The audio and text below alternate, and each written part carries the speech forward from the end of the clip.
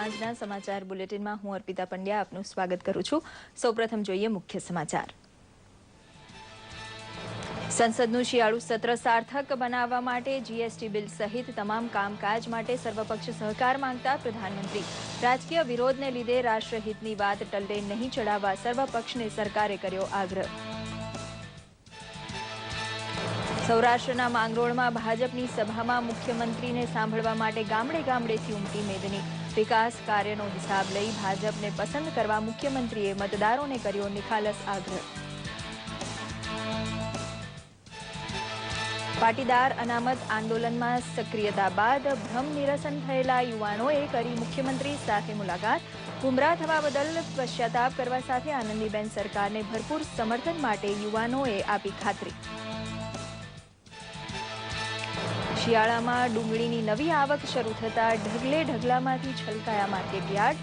ફસલ વેચવા દાણે ડુંગળીનો બજાર ભાવ અડધો થતાં નફામાં નુકસાન ભોગવતો ખેડૂત કરે છે અફસોસ। ભાજપ અને કોંગ્રેસ જિલ્લા તાલુકા અને નગરપાલિકા ચૂંટણી માટે ધીમે ધીમે ઘૂંટી રહ્યા છે પ્રચારનો રંગ। મતદાર જાગૃતિ માટે જોકરનો પ્રયોગશીલ ઉપયોગ કરતું નવસારી।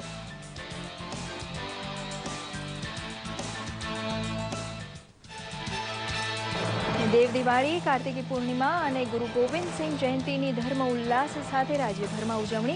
ડાકોર અને અંબાજીમાં ભક્ત મહેરામણ જોઈ અચૂક લાગે છે કે ગુજરાતે રંગે ચંગે ઉજવી દેવ દિવાળી।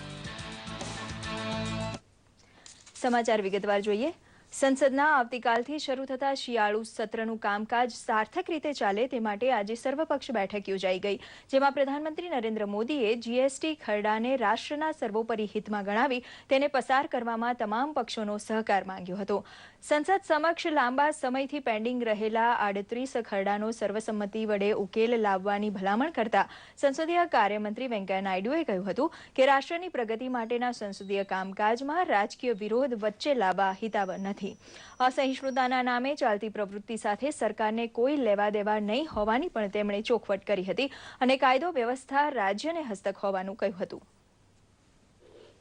જમ્મુ કાશ્મીરમાં અંકુશ રેખા નજીક તંગધાર સેક્ટરમાં ત્રાસવાદીઓ અને લશ્કરી કુમક વચ્ચે થયેલી ભારે અથડામણમાં 3 ત્રાસવાદીઓ અને 1 નાગરિકનું મોત થયાના અહેવાલ છે।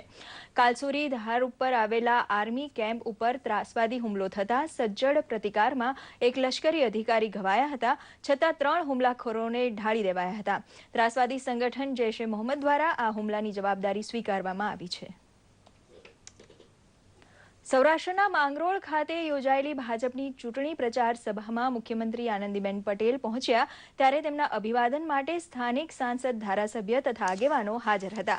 માંગરોળ પંથકના ગામડે ગામડેથી ઉમટેલી મેદનીને સંબોધતા મુખ્યમંત્રી આનંદીબેન પટેલે કહ્યું હતું કે ભાજપ પાસે પોતે કરેલા ઉત્તમ વિકાસ કાર્યોની મૂડી એટલી પડી છે કે મતદારોને માત્ર હિસાબ આપી મત માંગવાનું કામ કાર્યકરોએ કરવાનું છે। સ્વાર્થ માટે સમાજમાં વર્ગ વિગ્રહ ફેલાય તેવી પેરવી કરતા તત્વોની ઝાટકણી કાઢતા મુખ્યમંત્રીએ કહ્યું હતું કે જનતાની ભલાઈ જેના હૈયે વસે છે તેવા ભાજપને ચૂંટણીમાં પરાસ્ત નહીં કરી શકતા તત્વો વાતાવરણ બગાડવા બેઠા છે, પણ તેઓ હરગીઝ ફાવશે નહીં। પાટીદાર અનામત આંદોલનમાં સક્રિય રહ્યા પછી હવે તેમનું ભ્રમ નિરસન થઈ ગયું હોવાનો દાવો કરતા યુવાનોએ ગાંધીનગરમાં મુખ્યમંત્રી આનંદીબેન પટેલ સામે રૂબરૂમાં અફસોસ વ્યક્ત કર્યો હતો। સરદાર પટેલ ગ્રુપ સાથે સંકળાયેલા હોવાની જાતે કબૂલાત આપતા 35 આગેવાનોએ મુખ્યમંત્રીને મળી સરકારના દ્રષ્ટિકોણને સમર્થન આપવાની પૂરેપૂરી તૈયારી દાખવી હતી અને મતનું રાજકારણ રમવા માટે પાટીદાર સમાજને ગુમરાહ કરવાનો કોંગ્રેસ પર આક્ષેપ મૂક્યો હતો। આ તમામ 35 આગેવાનોએ એસપીજીના નેતા લાલજી પટેલ સામે ભારોભાર નારાજગી વ્યક્ત કરી હતી।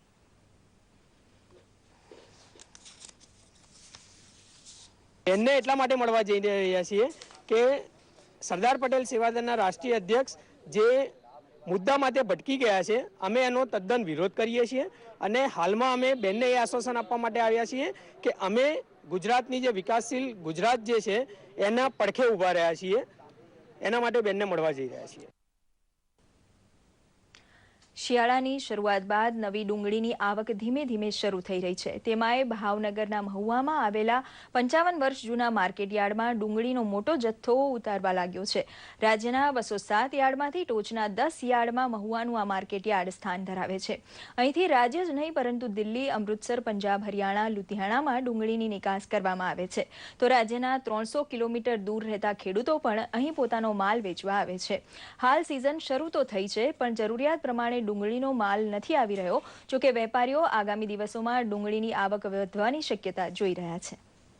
કહેવાતી ડુંગળી એ અત્યારે અહીંયા 10 થી 15,000 આવતી હતી, અત્યારે 25,000ની આવક થઈ ગઈ છે અને હજુ પણ 15 થી 20 દિવસ સુધી ડુંગળીની આવક 50 સુધી પહોંચી જાય એવી ધારણા છે.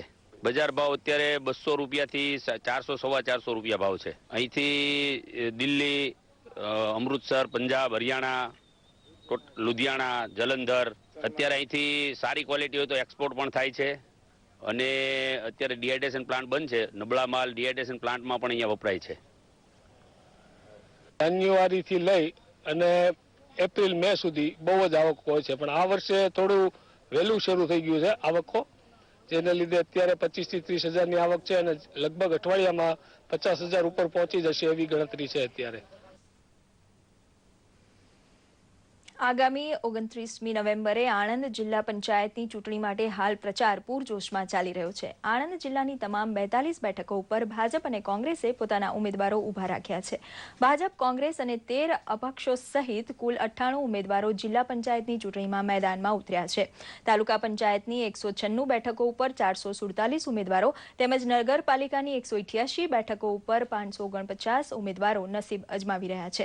જે અંગે એક પત્રકાર પરિષદને સંબોધતા collector doctor Dhaval Patel, police અધિક્ષક અશોક કુમાર યાદવ તથા આરડીસી BM વિરાણીએ શાંતિપૂર્ણ માહોલમાં ચૂંટણી યોજાશે તેમ જણાવ્યું હતું. જિલ્લા તાલુકાઓમાં 10,67,162 મતદારો તેમજ નગરપાલિકાઓમાં 3,31,450 મતદારો મતાધિકારનો ઉપયોગ કરશે. નવસારીના એક સામાજિક કાર્યકરે જોકર બનીને મતદારોને જગાડવાનું પસંદ કર્યું હતું.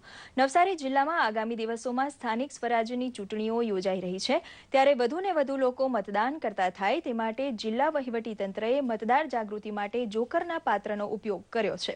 નવસારીના સામાજિક કાર્યકર અને વકીલ પ્રદીપભાઈ ગદાનકુશે જોકરનો વેશ પહેરીને મતદારોમાં આકર્ષણ જમાવ્યું હતું. જોકરનો વેશ જોઈને કુતૂહલથી ટોળે વળતા લોકોને તેમણે સમજાવ્યું હતું કે મતાધિકાર એ લોકશાહીએ આપેલો જવાબદારીપૂર્ણ અધિકાર છે અને તેનો ઉપયોગ કરવો જ જોઈએ. એક પણ ઉમેદવાર યોગ્ય ન લાગે તો નોટાનું બટન દબાવીને પણ મતદાન તો કરવું જ જોઈએ.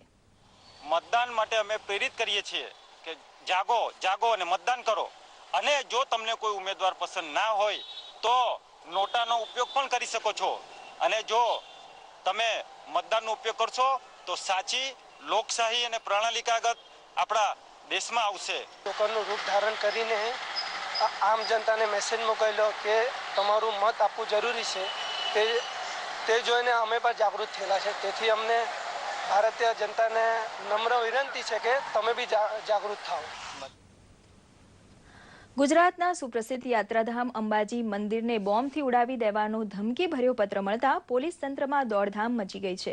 દેવ દિવાળી નિમિત્તે મંદિરમાં દર્શનાર્થીઓના ભારે ધસારા સમયે જ મંદિરમાં માનવ બોમ્બ ઘૂસ્યો હોવાની અને અંધાધૂંધ ગોળીબાર કરશે તેવી ધમકી મળતા ગઈ મોડી રાત્રે પોલીસ કાફલો મંદિરમાં ધસી આવ્યો હતો અને સઘન તપાસ હાથ ધરી હતી. જોકે કોઈ પણ જાતની જોખમી કે શંકાસ્પદ વસ્તુ નહીં મળવાથી સૌએ રાહતનો શ્વાસ લીધો હતો. પત્રમાં ઈડરના જૈન દેરાસર, એસટી ડેપો તથા શામળાજી મંદિરમાં પણ બોમ્બ મુકાયા હોવાનો ઉલ્લેખ છે. પત્ર જેહાદ સિમી ઇન્ડિયન મુજાહિદીનના નામથી લખાયેલો છે. અમોને એક પત્ર મળેલ કે જેની અંદર ઈડર, શામળાજી અને અંબાજી મોટા મંદિરને માનવ બોમ્બ ઘુસાડી અને એમને બોમ્બથી ઉડાવી દેવાની એવી ધમકીભર્યો એક પત્ર મળેલો. જેના આધારે અમે અમારા પોલીસ સ્ટાફ સાથે અંબાજી સઘન સુરક્ષા અને SRP આ બધાને સાથે રાખીને અમે મંદિરનું જે છે અને મંદિર પરિસરનું સઘન ચેકિંગ કરવામાં આવેલ અને સઘન ચેકિંગ કરતાં એમાં કોઈ પણ જાતનું કોઈ પણ શંકાસ્પદ વસ્તુ મળી આવેલ નથી. આજે સોશિયલ મીડિયાના યુગમાં પુસ્તકો વાંચવાનું પ્રમાણ ખૂબ ઓછું થઈ ગયું છે અને મોટાભાગના ટીનેજર્સ પરિવાર પાસે કિંમતી મોબાઈલ અને આઈપેડની માંગણી કરતા હોય છે. ત્યારે ગોંડલના ગુણાતીત નગરમાં રહેતા 16 વર્ષીય તરુણ અભી જગદીશભાઈ સાટોડિયાએ પરિવાર સમક્ષ એક પુસ્તકાલય ખોલવાની માંગ કરી અને પરિવારે સાથ આપતા તેણે સેલ્ફ ડેવલપમેન્ટ, મોટિવેશન, નવલકથા, પ્રવાસ, નિબંધ, બાળ સાહિત્ય તથા ધર્મ જેવા વિવિધ વિષયોને આવરી લેતા 3000થી વધુ પુસ્તકો સાથેનું સાર્વજનિક પુસ્તકાલય ગોંડલની જનતાને અર્પણ કર્યું હતું. પુસ્તકાલયમાં વાઈફાઈ સુવિધા પણ ઉપલબ્ધ છે અને પુસ્તકાલયને ડિજિટલ બનાવવા માટે તેણે 1000 GB કરતાં વધારે મોટિવેશન વિડીયો એકઠા કર્યા છે. પુસ્તકાલયને તેણે અભિનવ પુસ્તકાલય નામ આપ્યું છે. અમે લોકો લાઇબ્રેરીને ડિજિટલ બનાવવા માટે જઈ રહ્યા છીએ. તેમની અંદર વિદ્યાર્થીઓને તથા યુવા વર્ગને motivational audio videos, e books, audio books તથા કોઈ મોટિવેશનલ થોટ્સ તેમને મળી રહેશે. સાથે સાથે જે કોઈ લોકો જીપીએસસી તથા યુપીએસસીની એક્ઝામની તૈયારીઓ કરતા હોય તેમના માટેનું પણ મટીરિયલ પર્યાપ્ત થશે. શીખ ધર્મના પ્રથમ ગુરુ ગુરુ નાનક સાહેબની જન્મ જયંતિની અમદાવાદ શહેરમાં ભારે હર્ષોલ્લાસથી ઉજવણી કરવામાં આવી હતી. શહેરના ગુરુદ્વારા ગોવિંદધામ ખાતે ભજન, કીર્તન અને ગુરુવાણીના ભક્તિસભર કાર્યક્રમોનું આયોજન કરવામાં આવ્યું હતું. તેમજ ભાવિક ભક્તજનો દ્વારા મહાપ્રસાદ લંગરનું વિશેષ આયોજન કરી શીખ ભાઈ બહેનોને ગુરુના ચરણોમાં કાર સેવા અર્પણ કરી હતી. ગુરુદ્વારાના જ્ઞાની રતનસિંહ રતન અને તિલોચન સિંઘે ગુરુ નાનકના સંદેશાને વૈશ્વિક ભાઈચારા રૂપ ગણાવી ગુરુના સર્વધર્મ સંભાવના ઉપદેશને લોકો માટે સુખરૂપ ગણાવ્યો હતો. આજે કાર્તિકી પૂર્ણિમા અને દેવ દિવાળી નિમિત્તે યાત્રાધામ અંબાજી મંદિરમાં શ્રદ્ધાળુઓનો ભારે ધસારો રહ્યો હતો અને સવારથી નિજ મંદિરના ચાચર ચોકમાં 52 ગજની ધજા લઈ જતા ભાવિકો નજરે પડતા હતા. છેલ્લા 15 વર્ષથી પાવાગઢ જતો 250 પદયાત્રીઓનો સંઘ 2 વર્ષથી અંબાજી તરફ વળ્યો છે ને આ સંઘ પદયાત્રીઓ માતાજીનો રથ પૈડા ઉપર નહીં પણ પોતાના ખભા ઉપર મૂકી 500 કિલોમીટરની લાંબી પદયાત્રા કરી અંબાજી પહોંચ્યા હતા.